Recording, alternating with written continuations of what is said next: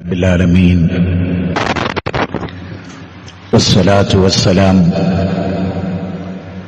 على رسوله الأمين وعلى آله وصحبه أجمعين أما بعد فإن خير الكلام كلام الله وخير السنن سنن محمد صلى الله عليه وسلم وشر الأمور محدثاتها وكل محدثة بدعة وكل بدعة ضلالة وكل ضلالة في النار اتقوا الله عباد الله أوصيكم وإياي أولا بتقوى الله. أعوذ بالله من الشيطان الرجيم. بسم الله الرحمن الرحيم. يا أيها الناس اتقوا ربكم الذي خلقكم من نفس واحدة وخلق منها زوجها وبث منهما رجالا كثيرا ونساء واتقوا الله الذي تساءلون به والأرحام إن الله كان عليكم رقيبا. يا أيها الذين آمنوا اتقوا الله حق تقاته ولا تموتن إلا وأنتم مسلمون. വളരെയേറെ ബഹുമാനമുള്ള സഹോദരന്മാരെ, സഹോദരികളെ, ജീവിതത്തിന്റെ എല്ലാ രംഗത്തും അല്ലാഹുവിനെ സൂക്ഷിച്ച് ജീവിക്കാൻ സ്വന്തത്തോടെന്ന പോലെ നിങ്ങളിൽ ഓരോരുത്തരോടും അതർഹിക്കുന്ന ഗൗരവത്തിൽ ശക്തമായ ഭാഷയിൽ വസിയത്ത് ചെയ്യുന്നു, ഉപദേശിക്കുന്നു. ഖുർആനിക വചനങ്ങളിലൂടെ കടന്നുപോകുമ്പോൾ ഒരു വിശ്വാസിക്ക് അല്ലെങ്കിൽ ഒരു വിശ്വാസിനിക്ക് കൂടുതൽ ഉൾക്കാഴ്ചയും ജീവിതത്തിന്റെ ഓരോ ഘട്ടങ്ങളിലും നിലപാടുകൾ എടുക്കാനുള്ള കഴിവും വർദ്ധിക്കും എന്ന കാര്യത്തിൽ അതുമായി ബന്ധപ്പെടുന്നവർക്ക് സംശയമുണ്ടാവില്ല. ഖുർആൻ എപ്പോഴും നമുക്കൊരു നല്ല സഹായി കൂടിയാണ്. ജീവിതത്തിന്റെ പ്രതിസന്ധികളിൽ, നാൽക്കവലകളിലൊക്കെ നമ്മൾ നിൽക്കുമ്പോൾ എന്താണ് ഞാൻ ചെയ്യേണ്ടത് എന്നതിനൊരു കൃത്യമായ ഉത്തരമുണ്ട് ഖുർആനിൽ. ആ ഉത്തരം കണ്ടെത്തണമെങ്കിൽ ഖുർആനിനോടൊരു ബന്ധവും അത് മുന്നോട്ട് വെക്കുന്ന ആശയങ്ങളുടെ വ്യക്തതയുമൊക്കെ നമുക്ക് ആവശ്യമുണ്ട്. അപ്പം നമ്മൾ ജീവിക്കുന്ന ഒരു സോഷ്യൽ മീഡിയ ജീവികളായി യൂട്യൂബിലും ഫേസ്ബുക്കിലും ഇൻസ്റ്റഗ്രാമിലൊക്കെ ജീവിക്കുന്ന മനുഷ്യരായിട്ട് ഒരു നല്ല ശതമാനം ആളുകൾ മാറിയ കാലത്താണ് നമ്മൾ ജീവിക്കുന്നത്. ഭാര്യ ഇല്ലാതെ 2-3 ദിവസം നിന്നാലും മാതാപിതാക്കളുടെ സാന്നിധ്യമോ മക്കളുടെ സാന്നിധ്യമോ ഒന്നുമില്ലാതെ ഒരുപക്ഷെ കുറേ ദിവസമൊക്കെ നമ്മൾ നിൽക്കും. പക്ഷെ ഒരു മണിക്കൂർ പോലും ഒരു മൊബൈലിന്റെ സാന്നിധ്യമില്ലാതെ പല ആളുകൾക്കും ജീവിക്കാൻ പറ്റാത്തൊരു സാഹചര്യത്തിലാണ്. എന്തിലും കയറി ഇടപെടുക, ആരുടെ ജീവിതത്തിലും ഇടപെടുക, ഒരാവശ്യവുമില്ലാത്ത വിഷയത്തിലൊക്കെ ഇങ്ങനെ അവനാൻ അഭിപ്രായങ്ങൾ പറയുക. ഞാനീടെ ഏറ്റവും കൂടുതൽ ശ്രദ്ധിക്കുന്നൊരു കാര്യം, ആവശ്യമില്ലാത്ത ഒരു സ്ഥലത്തും നമ്മൾ ഇടപെടാതിരിക്കുക എന്നുള്ളത് എങ്ങനെ നമുക്ക് സാധിക്കും എന്നതാണ് നമ്മൾ ചിന്തിക്കുന്നത്. ഒരാൾക്ക് ആവശ്യമില്ലാത്തതിൽ ഇടപെടാതിരിക്കുക, അത് തന്നെ മതി അയാൾക്ക് വിജയിക്കാൻ. നേരെ ഓപ്പോസിറ്റായി റസൂലുള്ളാഹി സ്വല്ലല്ലാഹു അലൈഹി വസല്ലം പറഞ്ഞു, ആവശ്യമില്ലാത്ത തരത്തിലൊക്കെ ഇടപെടുക, അത് മതി അയാളുടെ നാശത്തിന്. ഒന്നും ഉറപ്പുവരുത്തില്ല, കൺഫേം ആക്കില്ല. എന്ത് കേട്ടാലും നമ്മൾ സാധാരണ നാട്ടിൽ പറയും കാള പറ്റ കയറെടുക്കുക. ഇരിക്കുന്ന നമ്മളൊക്കെ നമ്മളിത് കേൾക്കണ്ടല്ലോ. ഞാനിത് പറയുമ്പോൾ നിങ്ങൾ കേൾക്കും. കേട്ട് കഴിഞ്ഞാൽ നമുക്ക് ചിന്തിക്കണം. ചിന്തിച്ചിട്ട് വേണം നമുക്ക് തീരുമാനമെടുക്കാൻ. കഴിഞ്ഞ ആഴ്ച ഞാൻ ഈ വാചകം ഇങ്ങനെ തന്നെ പറഞ്ഞിട്ടുണ്ട്. ഞാൻ ഇന്ന് പറയുന്ന വിഷയങ്ങൾ കുറച്ച് ഖുർആനിക വചനങ്ങൾ പറയുക ചെയ്യുന്നു. അതിന്റെ അർത്ഥവും അതിലുണ്ട്.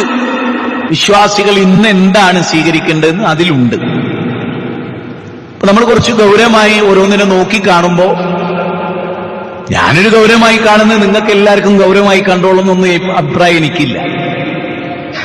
പക്ഷെ ഖുർആൻ വളരെ പ്രാധാന്യത്തോടുകൂടി കാണുന്നതിനെയൊക്കെ ആ പ്രാധാന്യത്തോടുകൂടി മുതലെടുക്കണം എന്നുള്ളൊരു വിശ്വാസം ഉള്ള ഒരാളാണ്. അതുകൊണ്ട് ആ വിശ്വാസത്തിൽ കുറച്ച് ഗൗരവമായിട്ട് കാര്യങ്ങൾ നോക്കിക്കാണുകയും പറയുകയും ചെയ്യാറുണ്ട് എന്നതും നിങ്ങൾക്ക് നന്നായി അറിയാവുന്നതാണ്. ഇന്ന് ഞാൻ പറയുന്ന ഖുർആന്റെ വചനവും അതിലടങ്ങിയുന്ന കണ്ടന്റും നാമുമായി എത്ര ബന്ധപ്പെട്ട് കിടക്കുന്നു. ഇന്ന ഹാദൽ ഖുർആന യഹ്ദീ ലില്ലത്തി ഹിയ അഖ്വം, ഏറ്റവും ചൊവ്വായതിലേക്ക്, 17 അധ്യായം 9 വചനാണ്. ഏറ്റവും ചൊവ്വായതിലേക്ക് ഈ ഗ്രന്ഥം നിങ്ങളെ നയിക്കുന്നു. അത് വെറും ഒരു അവകാശവാദമല്ല, അത് ബോധ്യപ്പെടുത്തുന്ന കുറച്ച് ഖുർആനിക വചനങ്ങളിലൂടെ ഇൻഷാ അല്ലാഹ് നമ്മൾ ഇന്ന് കടന്നു. ഖുർആനിലെ 60 അധ്യായമാണ് സൂറത്ത് മുംതഹന. അതിന് 4 വചനം ഒരു നിലപാടുമായി ബന്ധപ്പെട്ട് പറയുന്ന കാര്യമാണ്. പലർക്കും സുപരിചിതമാണ്. ഒരു വിഷയം ക്രോഡീകരിക്കുന്ന സമയത്ത് ഇത് ആവർത്തിച്ചു പറയേണ്ടതായിട്ടുണ്ട് ഇന്ന് എന്നുള്ളതാണ്. ഒരാവശ്യവുമില്ലാതെ എന്തിലും കയറി ആളുകൾ അഭിപ്രായം പറയും. ഒന്നും പഠിക്കാൻ തയ്യാറില്ല. എനിക്കതിൽ ഏറ്റവും വേദന തോന്നിയ ഒന്നാണ്, ചേലാകർമ്മം ചെയ്യാൻ വേണ്ടി ഒരു കുട്ടിനെ കൊണ്ടുവന്നു, അങ്ങനെ കുട്ടി മരിച്ചുപോയി. അത് ചാനലിലൊക്കെ ചർച്ച ചെയ്യുന്നു, നിങ്ങളും ഞാനും ഒക്കെ കണ്ടതാണ്. നിങ്ങൾക്ക് ആർക്കെങ്കിലും അതിന്റെ സ്ഥിതി അറിയോ? ചേലാകർമ്മം ഒന്നും നടന്നിട്ടില്ല. ചേലാകർമ്മം ചെയ്തതിന്റെ പേരിലും അല്ല കുട്ടി മരിച്ചത്. പക്ഷെ പുറത്തോട്ട് വന്നെങ്ങനെയാണ്? ബാലാവകാശ കമ്മീഷന് കേസ് കൊടുക്കുന്നു. കേസ് കൊടുക്കുന്ന എന്തിനാണ്? ചേലാകർമ്മം ഖുർആനിൽ ഇല്ല എന്ന് പറയാനാണ്. എന്നാ അതിന്റെ ആളുകൾ കൂടി വരികയാണല്ലോ, ഖുർആനിലുണ്ടെങ്കിൽ എടുക്കാന്ന്. ചേലാകർമ്മം ഖുർആനിൽ ഇല്ല എന്നാണ് അവൻ കണ്ടെത്തുന്നതെങ്കിൽ അവൻ ഖുർആൻ കണ്ടിട്ടില്ല എന്നാണ് എന്റെ അഭിപ്രായം. ഞാൻ പറഞ്ഞാലോ, അത് സ്വഹാബിമാര് പറഞ്ഞ ഒരു വിഷയത്തിൽ സ്വഹാബി പറയുമ്പോ ഒരു സ്ത്രീ പറഞ്ഞു, ഞാൻ ഖുർആനിൽ കണ്ടിട്ടില്ലല്ലോ. അപ്പൊ അവർക്ക് ഹദീസ് കണ്ടാ സ്വീകാര്യമല്ല, അതുകൊണ്ടാണ് അവർ ഖുർആനിൽ കണ്ടില്ലല്ലോ. അബ്ദുല്ലാഹിബ്നു മസ്ഊദ് പറഞ്ഞ വാചകം, ഖുർആൻ വായിച്ചിട്ടുണ്ടെങ്കിൽ അത് ഖുർആനിലുണ്ട്. നിങ്ങൾ ഖുർആൻ വായിച്ചിട്ടില്ല, നിങ്ങൾ ഖുർആന്റെ ആളാന്ന് പറയുന്നേ ഉള്ളൂ. നിങ്ങൾ ഖുർആനിന്റെ ആള്. നിങ്ങൾ സാധാരണ ഹദീസ് നിഷേധി, നല്ല വിയോജിപ്പുള്ളൊരു വാചകമാണ്. ഹദീസ് നിഷേധിയല്ല, ഖുർആൻ നിഷേധി. ഒരു സഹിഹായ ഹദീസിനെ ഒരാൾ നിഷേധിക്കുന്നുണ്ടെങ്കിൽ ഓൻ ഖുർആൻ പ്രകാരം കാഫറാണ്. ഓൻ വെറും ഹദീസ് നിഷേധി, ഓൻ ബുദ്ധി ഉപയോഗിച്ചോന്നല്ല, ഓൻ കാഫറാണ്. പരിപൂർണമായ അർത്ഥത്തിലെ 916 കാരറ്റ് കാഫറാണ്. ഒരു ഹദീസ് നിഷേധിയല്ലോ, ഖുർആൻ നിഷേധിയാണ്. ഹദീസ് നിരൂപണം വേറെയാണ്, ഹദീസ് നിഷേധം വേറെയാണ്. എന്താണ് അങ്ങനെ പറയാൻ കാരണം എന്ന് പറഞ്ഞാൽ, ദാറുഖുത്നിയെ കൊണ്ടുവന്നിട്ട് പറയും, ഇമാം ബുഖാരിയുടെ എത്ര ഹദീസുകളൊക്കെ അദ്ദേഹം നിരൂപണം ചെയ്തിട്ടുണ്ട്. നിരൂപണവും നിഷേധവും രണ്ടും രണ്ടാണ്. ഒരു സംഗതിയെ നിരൂപണം ചെയ്യലും നിങ്ങൾക്ക് മനസ്സിലായിണ്ടാവും. അത്യാവശ്യം വിദ്യാഭ്യാസമുള്ളവരായി ഈ സദസ്സിൽ ഇരിക്കുന്നതിന് ഉത്തമ ബോധ്യം എനിക്കുണ്ട്. നിരൂപണം വേറെയാണ്, നിഷേധം വേറെയാണ്. നിരൂപണം എന്ന് പറഞ്ഞാൽ ഒരു സംഗതിയെ പടച്ചോൻ നൽകിയ ബുദ്ധി കൊണ്ട് നിരൂപണം ചെയ്യാം. ആ കണ്ടന്റിനെ കുറിച്ചുള്ള നിരൂപണമാണ്, കാര്യങ്ങളെ കുറിച്ചുള്ള നിരൂപണം, നിഷേധമല്ല. അത് മനസ്സിലാകണമെങ്കിൽ ആ രംഗത്ത് കുറെ കൂടെ വായനകൾ ആവശ്യമുണ്ട് നമ്മുടെ ലോകത്ത്. അതുകൊണ്ട് തന്നെ നമ്മൾ എന്ത് കാര്യത്തിനും നമ്മൾ ഒരു കാര്യം മനസ്സിലായി, ഇന്നത്തെ ഖുത്ബ പൂർത്തിയാകുമ്പോൾ നിങ്ങൾക്ക് ബോധ്യപ്പെടും ഞാൻ എന്തുകൊണ്ടാണ് ഈ വിഷയം ഇങ്ങനെ പറയുന്നത്. എന്റെ നാട്ടിലാണ് ആ കുട്ടിയുടെ മരണം ഉണ്ടായത്. ഈ നാട്ടിൽ 3 മിനിറ്റ് കൊണ്ട് എത്താവുന്ന സ്ഥലത്ത്, കാക്കൂര് എന്ന് പറയുന്ന സ്ഥലത്ത് ഒരു ക്ലിനിക്കിൽ കുട്ടിനെ കൊണ്ടുവന്നു. കുട്ടിയുടെ ഏറ്റവും രസമുള്ള നേരം, കുട്ടി 8ാം മാസത്തില്, മാസം പൂർത്തിയാകാതെ പ്രസവിച്ചു പോയൊരു കുഞ്ഞാണ് കുട്ടി. അപ്പൊ അത് രക്ഷിതാക്കൾ മറച്ചു വെച്ചു. സ്വാഭാവികമായിട്ടും ഡോക്ടറെ എടുത്ത് ഒരു കാര്യവും മറച്ചു വെക്കരുത്. നമുക്ക് മാർഗനിർദ്ദേശം നൽകുന്ന ആളുകളുടെ മുമ്പിൽ മനസ്സ് തുറക്കുക എന്ന് പറയുന്നുണ്ടല്ലോ. അപ്പൊ ഡോക്ടർമാർക്ക് അറിയില്ല ഈ കുട്ടി മാസം പൂർത്തിയാകാതെ പ്രസവിച്ച കുട്ടിയാണ്. അത് മറച്ചു വെച്ചു. അതുകൊണ്ടാണ് ആ രക്ഷിതാക്കള് ആ ഹോസ്പിറ്റലിന്റെ പേരിൽ ഞങ്ങൾക്ക് കംപ്ലൈന്റ് ഇല്ല എന്ന് പറയാനുള്ള കാരണമാണ്. പിന്നെ എന്താ ഉണ്ടായത്, ഈ മൈനർ അനസ്തേഷ്യ കൊടുക്കും. അനസ്തേഷ്യ കൊടുക്കുന്ന സമയത്ത് ഈ കുട്ടി ബലം പിടിച്ചു. ഈ കുട്ടിയുടെ തലച്ചോറിലേക്ക് അപസ്മാരുണ്ടല്ലോ, വിവിധ രൂപ അപസ്മാരുണ്ട്. ഡോക്ടർമാരുണ്ടാവും ഈ സദസ്സിൽ. വിവരക്കേടൊന്നും പറയാൻ ഞാൻ ആളല്ല, വായിച്ച് പഠിച്ചിട്ട് തന്നെ പറയുന്നത്. അപ്പൊ അപസ്മാരം ഉണ്ടായി, കുട്ടിയുടെ മസിലെല്ലാം ബ്ലോക്കായി, കുട്ടി ആകെ ഒരു ബലം പിടിച്ചും മരം പോലെ കുട്ടിയുടെ മരിക്കുകയും ചെയ്തു. ചേലാകർമ്മം എന്നൊരു സംഗതിയേ നടന്നിട്ടില്ല. അനസ്തേഷ്യ ചെയ്തപ്പോ കുട്ടി മരിച്ചു. അപ്പൊ അപ്പൊ ബാലാവകാശ കമ്മീഷന് കേസ് കൊടുക്കേണ്ട എങ്ങനെയാണ്? കുട്ടികൾക്ക് അനസ്തേഷ്യ പാടില്ല, അനസ്തേഷ്യ ചെയ്തപ്പോ കുട്ടി മരിച്ചു എന്നല്ലേ പറയുന്നുണ്ട്. പറഞ്ഞതെന്താ? മാപ്പിളാരാണെങ്കിൽ ഏറ്റവും, കാരണം മാപ്പിളാർക്ക് ഓരോന്നുണ്ട്, 4-5 ആൾക്കാരുടെ കയ്യടി കിട്ടിയാൽ മതി. ഓനാണ് അച്ചാ മാപ്പിള. ഏത് തോന്നിയാസം പറയുന്നതിനാണ് അച്ചാ മാപ്പിള. ഒരു വിവരം ഉണ്ടാവില്ല. ആ അച്ചാ മാപ്പിളന്റെ ഏറ്റവും വലിയ പ്രത്യേകത എന്തായിരിക്കാണ്? ഓന്റെ തലച്ചോറ് ആകെ എടുത്തിട്ട് നമ്മൾ പരിശോധിച്ചാൽ 4 കാലിൽ ജീവിക്കുന്ന ജന്മത്തിന്റെ കോമൺ സെൻസ് പോലും ഓനുണ്ടാവില്ല. വിഷമം തോന്നില്ലല്ലോ? മാപ്പായിക്കട ഓനെ കുറിച്ച് അത്രയെങ്കിലും പറഞ്ഞില്ലെങ്കിലേ മനസ്സിലായില്ലേ? അത് ഇപ്പൊ ഇസ്ലാമിന്റെ പേരിട്ടിട്ട് ഇസ്ലാമിനെതിരെ ഫുൾ ടൈം നിൽക്കുന്ന കുറെ ആളുകളുണ്ടല്ലോ സോഷ്യൽ മീഡിയ. പേര് പറയാതെ നിങ്ങൾക്കറിയാം. ഞാൻ പറയുന്നത്, ഒരു കുട്ടിക്ക് അനസ്തേഷ്യ കൊടുത്ത് മരിച്ചാൽ ഡോക്ടർക്കെതിരെ അനസ്തേഷ്യക്കെതിരെ പറയാന്നല്ലാതെ ചേലാകർമ്മം നടന്നിട്ടുണ്ടല്ല. പുകിലെന്തായിരുന്നു? ഒരാഴ്ച ചേലാകർമായിരുന്നു.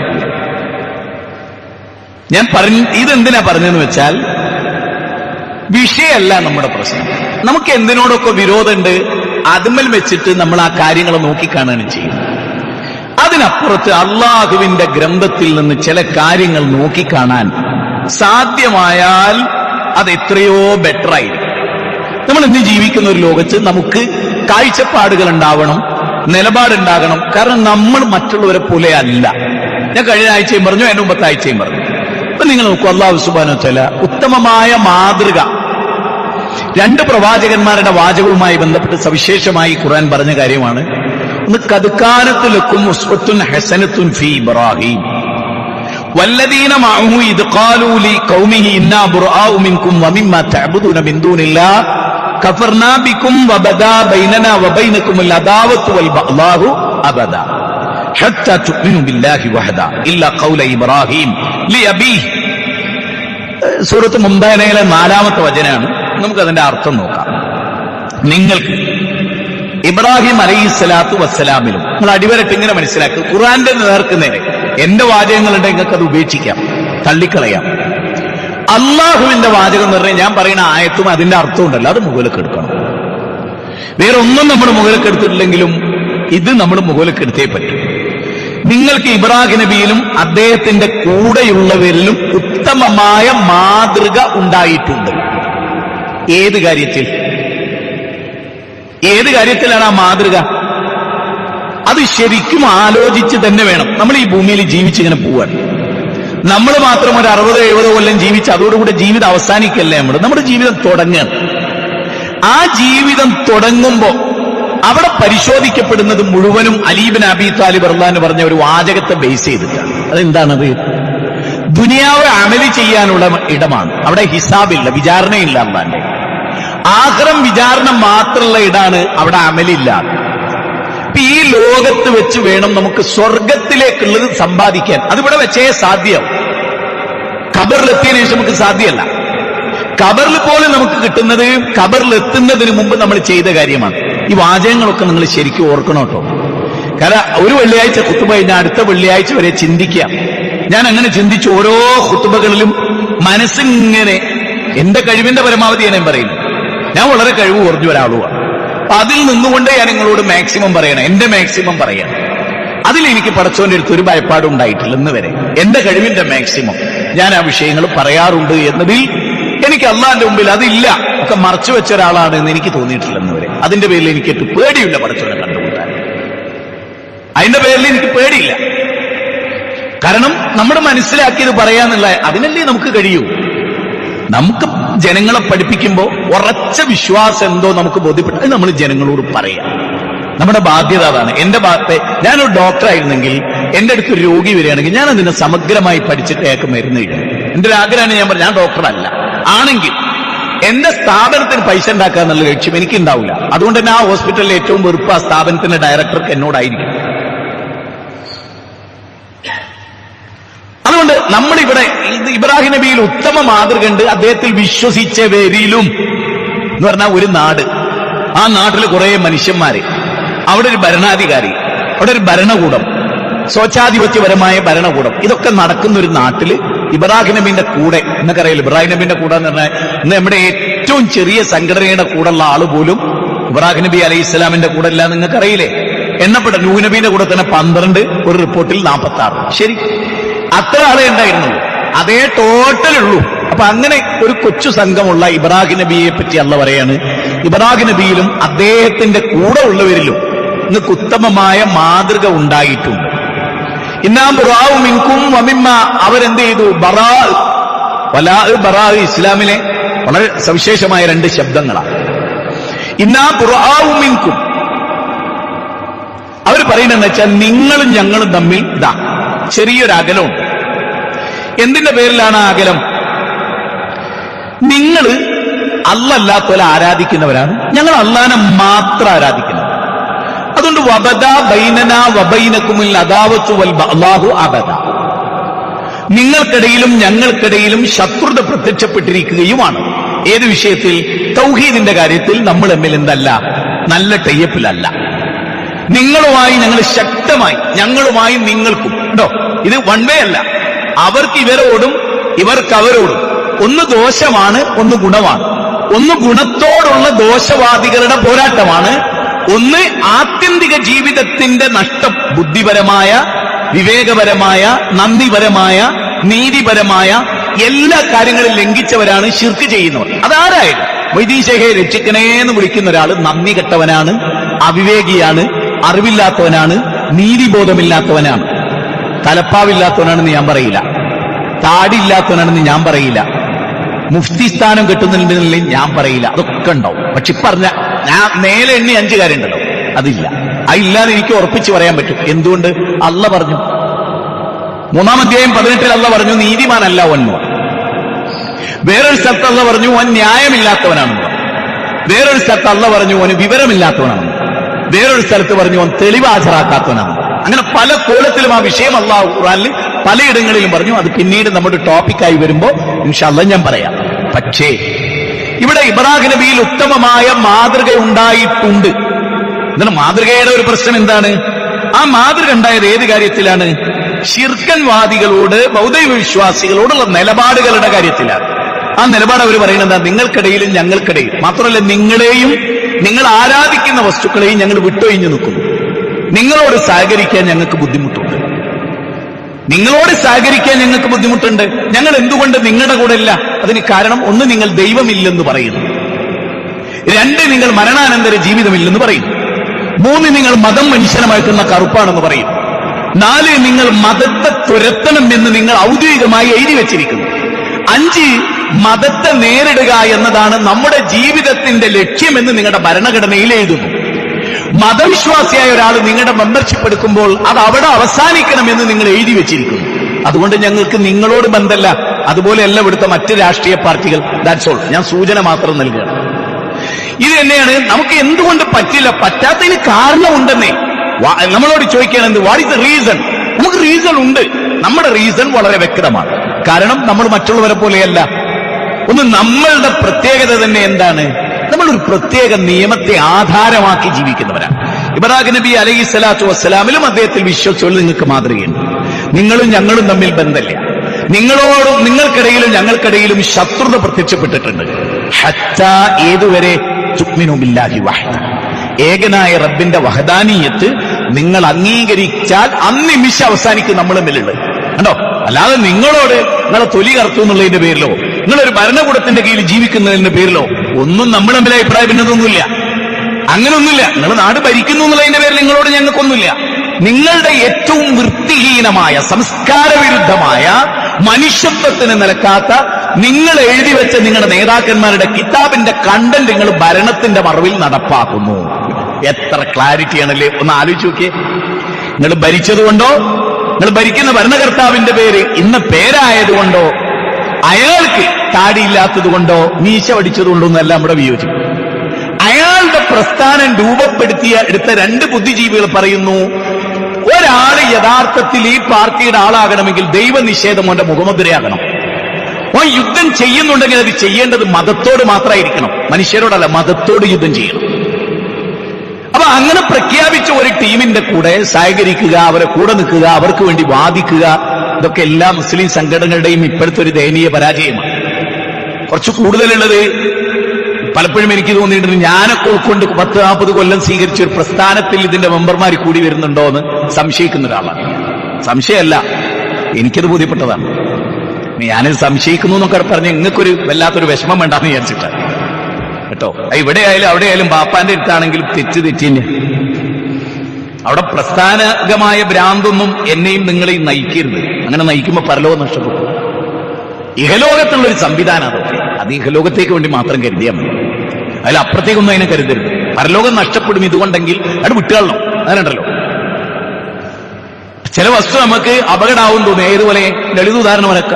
കൊമ്പസ്രാവിനെ പിടിക്കാൻ പോയി, ചാവ് പിടിച്ചു വലിച്ചിട്ട് വഞ്ചി മറിഞ്ഞ് വെള്ളത്തിൽ മുങ്ങി മരിച്ചു എന്നാണെങ്കിൽ ആ കൊമ്പനാണ് വിട്ടുകൊടുക്കുക. പൊട്ടയും കാരണം അതിന്റെ പിന്നാലെ പോരുത്. അത് എന്തും ഈ ദുനിയാവിൽ നമ്മൾ ഉപയോഗിക്കുന്ന ഏത് സംവിധാനവും നമുക്ക് പറ്റാത്തതാണെങ്കിൽ അപ്പം മാറ്റിവെച്ച് അതിന്റെ പേരിൽ പിന്നെ അതും കടിച്ചു പിടിച്ച്. കാരണം അതിന്റെ ജീവിതമല്ല. അക്കങ്ങൾക്ക് മനസ്സിലാവും. സ്വതന്ത്ര സമയത്ത് നിങ്ങൾ ചോദിക്കുക. ഇതിലൊരു അത്ഭുതകരമായ വാചകവും കൂടി. ഉത്തമമായ മാതൃക ഉണ്ട് എന്ന് പറഞ്ഞു. എന്നിട്ട് അള്ളാഹ് പറയണമെന്നറിയോ? ഇല്ലാ ഖൗല ഇബ്രാഹിം. ഇബ്രാഹിം നബിയുടെ ഈ വാക്കിൽ നിങ്ങൾക്കൊരു മാതൃകയില്ല. ഒരു നബിയെ ഉദ്ധരിച്ചിട്ട് അള്ളാഹ് പറയാണ് ഇതിൽ മാതൃക ഉണ്ട് എന്ന് പറയാം. അത് ഉഗ്രനായ മാതൃകയാണെന്ന് പറയാം. ആ മാതൃകയാണ് അതിൽ അനുധാവനം ചെയ്യേണ്ടതെന്ന് പറയാം. എന്നിട്ട് ആ ആയത്ത് അവസാനിക്കുന്നതിനോ ഇല്ലാ ഖൗല ഇബ്രാഹിം. ഇബ്രാഹിമിന്റെ ഈ വാക്കിൽ എന്താ? ബൗദ്ധൈവ വിശ്വാസിയായ ബാപ്പാക്ക് വേണ്ടി ഞാൻ പൊറുക്കലിനെ തേടാന്ന് പറഞ്ഞത് ശരിയല്ല. നമ്മളൊരു ബാപ്പ ശിർക്ക് ചെയ്തുകൊണ്ട് മരിച്ച ആ ബാപ്പാക്ക് വേണ്ടി പുറത്തു കൊടുക്കണേന്ന് നിസ്കരിക്കാൻ പാടില്ല എന്നർത്ഥം. അതൊക്കെ എത്ര ഗൗരവമായിട്ട് ഇനി പഠിപ്പിക്കപ്പെടുന്ന ഒരു കാലം വരും എനിക്കറിയില്ല. പച്ചക്ക് പറയാതെ നിങ്ങൾക്ക് അറിയാം എന്താ പറയുന്നത്. ബാപ്പയായാലും ഉമ്മയായാലും ഉമ്മ എന്നുള്ള ശബ്ദത്തിന്റെ പ്രശ്നമോ അച്ഛൻ എന്നുള്ള അമ്മ എന്നുള്ള ശബ്ദത്തിന്റെ പ്രശ്നമല്ല, ആശയത്തിന്റെ പ്രശ്നം. മനസ്സിലായിട്ടുണ്ടാവും എന്ന് വിചാരിക്കുന്നു. സൂചന മതിയല്ലോ. മാന്തി പൊളിക്കണില്ല, പൊളിക്കേണ്ടതാണ്. അച്ചട്ട് പൊളിക്കേണ്ടതാണ്. പൊളിച്ചാൽ മാത്രമേ ഇത് നന്നാവൂ. പൊളിക്കാതെ ഇങ്ങനെ തൊലിപ്പുറത്തി ചികിത്സിച്ചാൽ അത് സാധനം നന്നാവില്ല. ഇത് പറ്റക്കേട്. ഈ മുസ്ലിം ഉമ്മത്ത് പറ്റക്കേട്. അതിന്റെ എല്ലാ ചിഹ്നങ്ങളും വെളിവാലോ. സൂക്ഷിച്ചോളി. കണ്ണടഞ്ഞ അവിടെ കൊണ്ട് തുടങ്ങും ജീവിതം. 100% വിശ്വസിച്ചോളി. കണ്ണടഞ്ഞ അവിടെ കൊണ്ട് ആരംഭിക്കും. നമ്മൾ വിചാരിക്കല കണ്ണടയുന്നതോടുകൂടി അയാൾ കഴിഞ്ഞ്. അയാൾ തുടങ്ങണം. അയാളില്ല എന്ന ശൂന്യത നമുക്ക് മാത്രമാണ്. അയാൾ ശൂന്യമായൊരു ലോകത്തേക്കല്ല പോണത്. അയാൾ 7 കാല് സ്റ്റെപ്പ് കഴിഞ്ഞാൽ വിചാരണയുടെ ലോകത്തേക്കാണ് പോകുന്നത്. അപ്പൊ അയാളെ സംബന്ധിച്ചിടത്തോളം സംഭവബഹുലമായ ഒരു റിസൾട്ട് വാങ്ങാൻ വേണ്ടി അങ്ങനെയുണ്ടല്ലോ നമ്മള് മെഡിക്കൽ കൊടുത്തിട്ട് റിസൾട്ട് 3 ദിവസം കഴിഞ്ഞിട്ട് കിട്ടും പറഞ്ഞാൽ ആ കോണിപ്പടി ഇങ്ങനെ കയറുമ്പോൾ ഒരു ബേജാറുണ്ടാവില്ലേ? ഈ റിസൾട്ടിൽ ക്യാൻസർ ഉണ്ടാവോ, ഈ റിസൾട്ടിൽ മാരകം ഉണ്ടാവോ? അതാണ് ഇത്. ആ കോണിപ്പടി ഇങ്ങനെ 1, 2, 3 വെക്കുമ്പോൾ ഒരു മിടിപ്പില്ലേ? അതുപോലാണ് ഖബറില് മയ്യത്ത് കൊണ്ടുവച്ചോലെ 7 അടി ഇങ്ങോട്ട് വെക്കുമ്പോ അവിടെ വിചാരണ സ്റ്റാർട്ട് ചെയ്യുക. അവിടെ സംഭവബഹുല. ഇവിടെ അയാളായിട്ടുള്ള നമ്മുടെ ചിന്ത മാഞ്ഞു പോവുകയാണെങ്കിൽ അവിടെ അയാള് അത്രയും കാലം ജീവിച്ചതിന്റെ റിസൾട്ടിലേക്കുള്ള യാത്രയിലാണ്. ഒന്ന് ഗൗരവമായിട്ട് ആലോചിച്ചോട്ടെ. അവനാന് വേണ്ടി ഒറ്റക്ക് ഖബറിൽ പോയി കിടക്കും. ബാപ്പയും മക്കളൊക്കെ തിരിച്ചു വരും. എല്ലാരും മനസ്സിലാക്കുക. അത് ഞാൻ കഴിഞ്ഞ ദിവസം ഒരു മയ്യത്ത് പള്ളിക്കാട്ടിൽ ഇറക്കി വെക്കുമ്പോൾ ഓർത്താണ്. ആത്മഹത്യ ചെയ്താൽ ഞാൻ ഒരു പയ്യൻ മഹലിൽ ഒരു 21 വയസ്സുള്ള ചെക്ക്. ഒരു കാര്യമില്ലാതെ ഇന്നത്തെ മക്കൾക്ക് നമ്മൾ വെറുതെ ഒന്ന് നോക്കിയാൽ മതി. ആ മൊബൈൽ ഉപയോഗിക്കുന്ന വെറുതെ ഒന്ന് തുറപ്പിച്ച് നോക്കിയാൽ പറയൂ എന്നെ വാപ്പിക്ക് ഇഷ്ടമല്ലല്ലേ ഞാൻ മരിച്ചാള് എന്നാ പറയാ. ചെറിയ കുട്ടികൾ വരെ ഇപ്പൊ പറയണ അങ്ങനെ. അതൊക്കെ നമ്മൾ വേറെ സംസാരിക്കേണ്ട വിഷയങ്ങളാണ്. അപ്പൊ ഇവിടെ എന്താണ്? ഇബ്രാഹിം നബിയിൽ നിങ്ങൾക്ക് മാതൃകയല്ല. ഇബ്രാഹിം നബിയിൽ നിങ്ങൾക്ക് ഉത്തമ മാതൃക ഉണ്ട്. രണ്ടും ഒരായത്തിൽ. ഒരു ഭാഗത്ത് പറയാൻ ഉത്തമമായ മാതൃക ഉണ്ട്, വേറൊരു ഭാഗത്ത് പറയാൻ മാതൃകയല്ല. അതിന് കഴിയണം. നമ്മുടെ പ്രസ്ഥാനത്തിന്റെ ഒരാൾ ഒരു തെറ്റ് ചെയ്യുമ്പോൾ അയാൾ ആ പറഞ്ഞത് ശരിയാണ്, പറഞ്ഞത് ശരിയല്ല. അയാൾ ആ പറഞ്ഞത് ശരിയാണ്, ഇപ്പറഞ്ഞത് ശരിയാകാനുള്ള ഒരു സാധ്യത അങ്ങനെ വേണ്ട. അതത്ര ശരിയുള്ള ഏർപ്പാടാണ്. അതൊക്കെ അവനാന് സന്തോഷം നൽകും തൽക്കാലം എന്നല്ലാതെ ആത്യന്തിക സന്തോഷത്തിന്റെ മാനദണ്ഡം അതല്ല. അതുകൊണ്ട് പിന്നെ പറയുന്നത് എന്താ? ഞാൻ ആ ഭാഗം മാത്രം ഫോക്കസ് ചെയ്യാം. പിന്നെ പറയുന്നത് ഇങ്ങനെ അവർ നിലപാടെടുക്കാനുള്ള കാരണം എന്താ? ബൗദ്ധവിശ്വാസികളുടെ നിലപാടെടുക്കാനുള്ള കാരണം അവരിങ്ങനെ പ്രാർത്ഥിച്ചതായിരുന്നു. എന്താണ് ആ പ്രാർത്ഥന? റബ്ബന അലൈക തവക്കൽന. നോക്കൂ, അവരെന്താണ് പ്രാർത്ഥിച്ചുകൊണ്ടിരുന്നത്? വ ഇലൈക അനബ്ന വ ഇലൈക്കൽ മസീർ. അതായത് അവരുടെ പ്രാർത്ഥന എന്തായിരുന്നു? പടച്ചവനെ, ഞങ്ങൾ നിന്റെ മേൽ ഞങ്ങൾ ഭരമേൽപ്പിച്ചിരിക്കുന്നു, നിന്നിലേക്ക് ഞങ്ങൾ മടങ്ങുകയും ചെയ്തിരിക്കുന്നു, നിന്നിലേക്ക് തന്നെ ആയിരിക്കും ഞങ്ങളുടെ തിരിച്ചുവരവ്. ആയത്തിന്റെ തുടക്കത്തിൽ ഇബ്രാഹിം നബിയിൽ നിങ്ങൾക്ക് ഉത്തമ മാതൃകയുണ്ട്. ഒരു നാട്, ആ നാട്ടിലെ എല്ലാവരും എതിരാളികള്, ഇവരുടെ കയ്യിൽ ഒരു ആദർശമുണ്ട്. അത് തൗഹീദാണ്. ആ തൗഹീദോട് തുറന്നു പറയാണ്. ഈ മഹാഭൂരിപക്ഷത്തോട് തുറന്നു പറയാണ്. അപ്പൊ ഒരു ന്യൂനപക്ഷമാണ് ഈ വർത്താനം പറയുന്നത്. ഈ ന്യൂനപക്ഷത്തിന് നിലപാടുള്ളവരാണ്. ഈ നിലപാട് അവർ പറഞ്ഞു. എന്നിട്ട് അള്ളാഹു പറയാണ്, ഒരു കാര്യത്തിൽ ഇബ്രാഹിം നബി മാതൃകല്ല, അത് അദ്ദേഹത്തിന്റെ വാപ്പാക്ക് വേണ്ടി, ശിർക്ക് ചെയ്യുന്ന വാപ്പാക്ക് വേണ്ടി ഇസ്തിഗ്ഫാർ. സൂറത്ത് തൗബ 9-ാം അധ്യായം 113-ാമത്തെ വചനാണ്. ശിർക്കിലായി മരിക്കുന്ന വാപ്പാക്കും ഉമ്മാക്കും വേണ്ടി ഇസ്തിഗ്ഫാർ എടുക്കാൻ പാടില്ല. ബാപ്പ പള്ളിയിൽ പ്രസിഡന്റ് ആയിരിക്കും, ചിലപ്പോൾ ആചാരായിരിക്കും, പക്ഷെ മരീഷയെന്ന് വിളിച്ചിട്ടാണ് മരിക്കണത്. എങ്കിൽ പറ്റൂല, ആ മയ്യത്ത് നിസ്കരിക്കാൻ പറ്റില്ല. കാരണം മയ്യത്ത് നിസ്കാരം ഇസ്തിഗ്ഫാറിന്റേതാണ്, പറ്റില്ല. ബാപ്പാക്ക് ആ ബാപ്പാനെ കൊണ്ടുപോയി കബറടക്കുക എന്നല്ലാതെ മോനെ ഇബ്രാഹിം നബീന്റെ പാതയിലാണോ, മോനെ പാടില്ല. കാരണം അള്ളാഹ് ഇബ്രാഹിം നബീനെ കുറ്റപ്പെടുത്തി. ഇബ്രാഹിം നബീനെ അള്ളാഹ് വിമർശിച്ചിട്ടില്ലായിരുന്നെങ്കിൽ ഞാൻ നിങ്ങളോട് പറയില്ല. കാരണം ഒരു ബാപ്പാന്റെ മയ്യത്ത് നിസ്കരിക്കരുതാ, ബാപ്പ ശിർക്ക് ചെയ്താൽ എന്ന് ഞാൻ പറയുമ്പോ ബാപ്പാരോടുള്ള സ്നേഹം വെച്ചിട്ട് മക്കൾക്ക് എന്നോട് വെറുപ്പൊന്നുമില്ലേ? എന്നോട് വെറുപ്പ് വന്നുണ്ട്. അള്ളാഹ് ഇബ്രാഹിം നബീനോട് റിജക്ട് ചെയ്ത് ശരിയായില്ല. ബാപ്പ ശിർക്കിലായി മരിച്ചു, എങ്ങനെ ബാപ്പാക്ക് പൊറുക്കലിനെ തേടാന്ന് പറയാ? ശിർക്കുള്ള ബാപ്പാക്ക് വേണ്ടി പൊറുക്കലിനെ തേടാന്ന് പറയാൻ പറ്റില്ല. അതാണ് ഇസ്ലാമിന്റെ 9-ാം അധ്യായം 113 ആയത്ത് സെപ്പറേറ്റ് പഠിച്ചോളിയെടുത്ത് പാടില്ല. അപ്പൊ അവിടെയൊക്കെ നമുക്ക് കൃത്യമായ, കാരണം ഇതിലെ പ്രശ്നം എത്രയേ ഉള്ളൂ, എന്തുകൊണ്ട് ഈ നിലപാട് സ്വീകരിച്ചു? എന്താ ഒരു പദകട് ചെയ്താല് ഇവിടെ എല്ലാരും അതിന്റെ കൂടെ അല്ലേ? മുസ്ലിങ്ങൾ എന്നെ ബഹുഭൂരിപക്ഷം അതിന്റെ കൂടെ അല്ലേ എന്നൊക്കെയാണ് ചോദിക്കുന്നത്. ആ ചോദ്യം ശരിയല്ല എന്നാണ് ഞാൻ പറയുന്നത്. കാരണം ഇവരാരാണ്? ഈ നിലപാട് പറഞ്ഞ ആരാണ്? അവർക്ക് മരിച്ചിട്ട് പടച്ചോ, അത് നിങ്ങളോടൊരു വെറുപ്പില്ല അവർക്ക്. ശരിക്കും നിങ്ങളുടെ കൂടെ ജീവിക്കാനോ നിങ്ങളെ എതിർക്കാനോ ഒന്നും അവർ ആഗ്രഹിച്ചവരല്ല. പക്ഷെ അവരുടെ ജീവിതം വിചാരണ ചെയ്യപ്പെടുന്ന ഒരു ലോകത്ത് ചെല്ലുമ്പോൾ ഇത് വിഷയമാണ്. അതുകൊണ്ട് അവർ വേറിട്ട് നിന്നു. വേറിട്ട് നിന്ന് എന്തുകൊണ്ടാണ്? മരണാനന്തര ജീവിതത്തിൽ ഒരു വിചാരണ ഉണ്ട്, റബ്ബിലേക്ക് മടക്കപ്പെടും. ഈ ബോധ്യമാണ് മുസൽമാനെ നിലപാടെടുക്കാൻ തീരുമാനിക്കുന്നത്. മുസ്ലിങ്ങൾ എല്ലാവർക്കും ഈ ആയത്തിന്റെ ആശയം അറിയില്ല. ഇതൊരു വലിയ സത്യമാണ്. ഞാൻ നിങ്ങളോട് വെറുതെ പറയുന്നത്. എനിക്ക് തോന്നുന്നു ഈ ആയത്തൊക്കെ ഏറ്റവും കൂടുതൽ ഉദ്ധരിച്ച ഒരാൾ ഞാനൊക്കെ.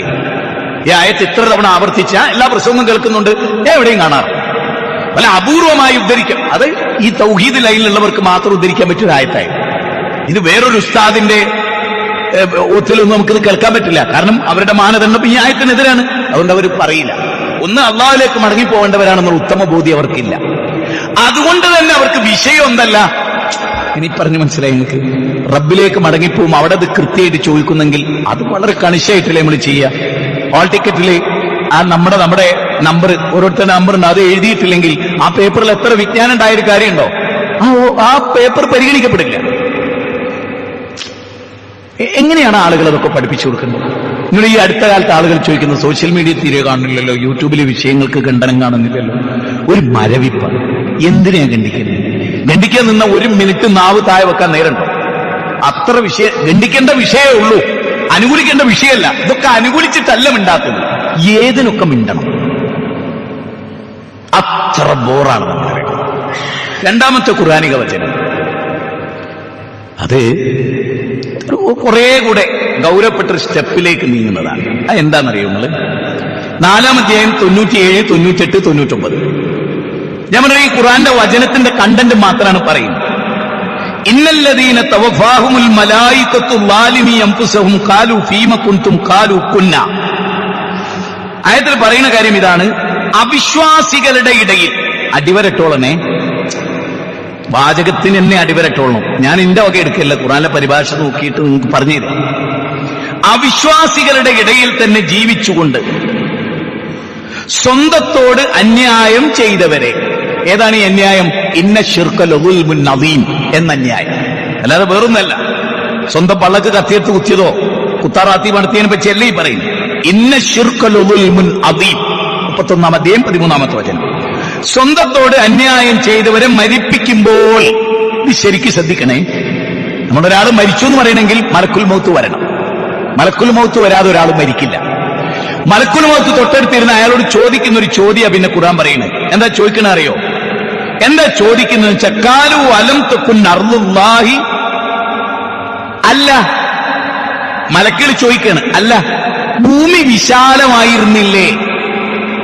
ഫതുഹാജിറു ഫീഹാ, നിങ്ങൾക്ക് ഷിർക്കിൽ നിന്ന് തൗഹീദിലേക്ക്, എന്തൊരു പ്രയോഗമാണല്ലേ, ഷിർക്കിൽ നിന്ന് തൗഹീദിലേക്ക് നിങ്ങൾക്ക് ഹിജ്റ പോയിക്കൂടായിരുന്നോ? ഇവിടെ തന്നെ നിന്നാൽ ഷിർക്ക് ചെയ്യേണ്ടി വരും, എല്ലാ ഷിർക്കിന്റെ ആഘോഷത്തിൽ പങ്കെടുക്കേണ്ടി വരും.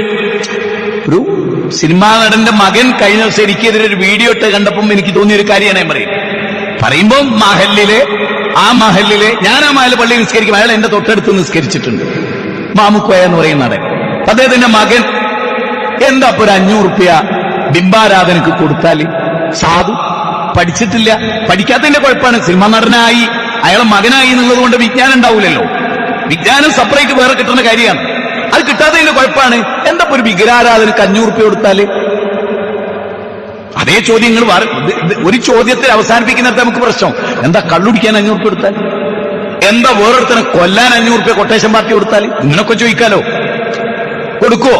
ഒരാളെ കൊല്ലാൻ 500 റുപ്യ ഇടിക്കുന്നതാണ് കൊടുക്കുവോ? ഇല്ല. അതേ ആള് ബിംബാരാധന കൊടുക്കണ്ട അതിന്റെ അർത്ഥം എന്താ അറിയോ? ഓൻ അറിവില്ല,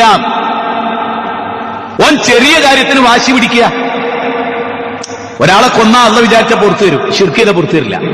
ഓന് ശിർക്കിന് പ്രശ്നമില്ല, 500 റുപ്യന്റെ അടുത്ത് ഇല്ലാത്ത പ്രശ്നം. ഉപരി പറയുന്നതെന്ന് വെച്ചാൽ 500 റുപ്യ ഇപ്പല്ലെങ്കിലും ഉണ്ടായിരുന്ന കാലത്ത് ചോദിച്ചെന്ന് ഓനെ തോണ്ടി വിളിച്ചിട്ട് 500 റുപ്യ കൊടുത്തൂടെ, അതിനെന്താ കുഴപ്പം എന്ന് പറഞ്ഞാൽ ഇത് സമൂഹത്തിൽ നമ്മൾക്ക് എന്താ പറയുക, ഇത് വീഡിയോ ആയിട്ട് ജനങ്ങൾ കേൾക്കുക. പണ്ടൊക്കെ അവനാന്റെ പുരയിലിരുന്ന് ആദർശമൊക്കെ ഉള്ളവന്റെ പുരയിൽ ഓന്റെ നെഞ്ചിലായിരുന്നു ഉണ്ടായിരുന്നത്. ഇന്ന് ഏത് ലോക്കലിലും ഇതിങ്ങനെ ഓണാക്കിച്ച് പളപളാന്ന് പറഞ്ഞാൽ അതൊക്കെ സോഷ്യൽ മീഡിയയിലേക്ക് കയറും. അപ്പൊ 1000 ആള് വിവരക്കേട് ഇങ്ങനെ പറയുമ്പോ ജനങ്ങളൊക്കെ അത് വലിയ ബുദ്ധിജീവിതായിട്ട് കരുതുന്ന ഒരു കാലത്തിലേക്ക് വരും. അതുകൊണ്ടുള്ള വിവരം കെട്ടവർ വിവരമുള്ളവരായി ഇന്ന് ലോകത്തും, വിവരമുള്ളവർ വിവരമില്ലാത്തവരായി. എന്റെ ബലിയാറാണ് നമ്മളൊക്കെ. എനിക്ക് കിട്ടിയ വരും അള്ളാന്റെ ഖുർആൻ. ഞാൻ നിങ്ങളോട് പറയും, അള്ളാന്റെ ഖുർആൻ താപസി മനസ്സോടെ നിരന്തരമായി വായിക്കുന്നത് കൊണ്ട് വേറൊരാളെത്തുന്ന ഒരു അറിവ് സ്വീകരിക്കേണ്ടി വന്ന ഗതികേടൊന്നും നമുക്ക് ആർക്കില്ല. സർവശക്തനായ പടച്ചവനിൽ നിന്ന് ലോകം അവസാനിക്കുന്നവരെയുള്ള ഇൽമ ഈ ഖുർആനിലുള്ളത് കൊണ്ട്. ഇവിടെ ചോദ്യം എന്താണ്?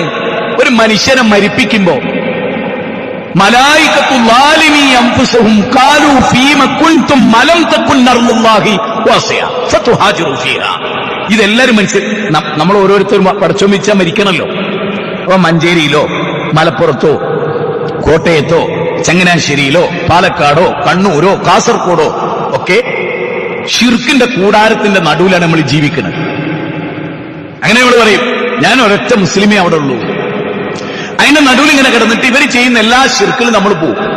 നമ്മൾ അതിന്റെ മുന്നിലുണ്ടാവും. ചിലപ്പോൾ അതിന്റെ എല്ലാ പണിയിലും നമ്മൾ ഉണ്ടാവും. ചിലപ്പോൾ അതിൽ ഒരു സ്റ്റെപ്പ് നമ്മുടേതായിരിക്കും. അങ്ങനെയൊക്കെ ജീവിക്കും. അങ്ങനെയൊക്കെ ജീവിക്കുന്ന സമയത്ത് മലക്കുകൾ വന്നിട്ട് ചോദിക്കും, എന്തായിരുന്നു നിന്റെ പ്രശ്നം? ശരിക്കും നിനക്ക് അവിടെ തന്നെ നിൽക്കേണ്ടതുണ്ടായിരുന്നോ? അലം തക്കുൻ അർളുല്ലാഹി വാസിയ. അള്ളാന്റെ ഭൂമി എത്ര വിശാലാണ്. ശിർക്കന്മാരുടെ കൂടെ ഇങ്ങനെ ജീവിച്ച് അതിനോടിങ്ങനെ എന്നിട്ട് ഇതിനെ താഴെ പറയണമെന്നറിയോ? ഇതിൽ നിന്നൊരു വിഭാഗം ഒഴിവാണ്. ഒരു നിലക്കും ഒരു നാട് വിട്ട് പോകാൻ കഴിഞ്ഞില്ല. ശിർക്കിന്റെ ആളുകൾ അവരെ പിടിച്ചു വെച്ചു, ആക്രമിച്ചു, ഹിജറ പോകാൻ പോലും അനുവദിച്ചില്ല. അവരെ കുറിച്ച് അള്ള പറയണമെന്നറിയോ? 99 അള്ള അവർക്ക് പുറത്തു കൊടുത്തേക്കാം. നേരെ മറിച്ച് സാഹചര്യങ്ങളൊക്കെ ഉണ്ടായിട്ടും നാടല്ലേ, ജനിച്ച സ്ഥലല്ലേ, നാട്ടുകാരൊക്കെ ഇവിടെയല്ലേ എന്ന് കരുതുന്നവന്റെ കാര്യം കഷ്ടമാണെന്നാണ് ഖുർആൻ പറയുന്നത്. എന്നാൽ അവിടെ ചോദിക്കണം എന്തറിയോ? അല്ല അങ്ങനെ പോയി കൂടായിരുന്നോ? അപ്പൊ അവർ പറയും, ഞങ്ങൾ അടിച്ചമർത്തപ്പെട്ടവരായിരുന്നു. അപ്പൊ മലക്കുകൾ അവരോട് പറയാം, അതൊന്നല്ല, ഈ ജീവിച്ച സിറ്റുവേഷൻ നിങ്ങൾ സ്വയം തൃപ്തിപ്പെട്ടു, നിങ്ങൾ അതങ്ങ് തെരഞ്ഞെടുത്തു. ശിർക്ക് വന്നാലും വേണ്ടിയില്ല, ഇവിടെ ഇങ്ങനെ ജീവിച്ചെടുപ്പാന്ന് വിചാരിച്ചു. ശരിക്ക് ചിന്തിച്ചോളൂ. ഈ ആയത്ത് ഖുർആനിൽ ഇല്ലെങ്കിൽ ഞാൻ നിങ്ങളോട് പറയില്ല, എനിക്കിത് പറയാൻ കഴിയില്ല.